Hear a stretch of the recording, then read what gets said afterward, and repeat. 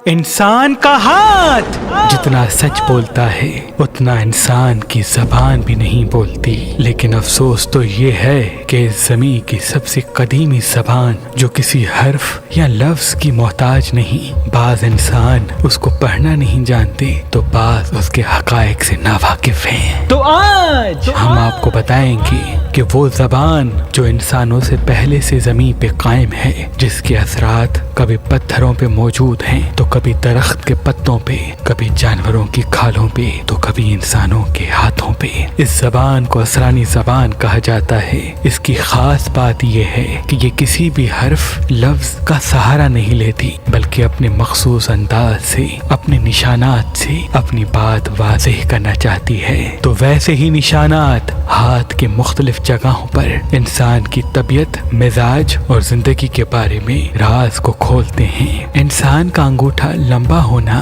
یا اس کے پہلے پور میں آنکھ کا بن جانا اس بات کو واضح کرتا ہے کہ یہ انسان محنتی، ہنرمند اور اپنی منزل چیر کے حاصل کرنے والا ہوگا۔ لیکن اگر اسی ہاتھ میں اسی نشان کے ساتھ بار بار کٹ کے نشان آتے ہوں، یعنی وہ محنت تو بہت کرے گا لیکن ان کی چیزیں الجھیں گی۔ اس کو چاہیے کہ وہ فوکس جس چیز پہ رکھنا چاہتا ہے اس چیز پہ مسلسل رکھے، انشاءاللہ منزل ان کے ساتھ ہوگی۔ جس انسان کی زندگی کی لکیر چاند کی طرح گھومتی نہیں بلکہ مون ایریا کی طرف موو کرتی ہے، ایسا انسان جہاں وہ پیدا ہوا وہاں وہ رہے گا زیادہ نہیں، مختلف جگہوں پہ جائے گا اور سفر کے ساتھ اس کی زندگی کی کامیابی جڑی ہوتی ہے۔ اور جس انسان کے انگوٹھے سے اندر زندگی کی لکیر کے ساتھ لکیریں عطارت کی طرف جاتی ہیں، یعنی ان کے عزیز و اقارب ان کے سب سے بڑے محسن ہوتے ہیں، اگر اس لکیر میں کٹ کے نشان ہوں تو اس کا مطلب بیچ کے کچھ ایسے لوگ ہوں گے جو عزیز و اقارب اور ان کے درمیان اختلافات کو بڑھا سکتے ہیں۔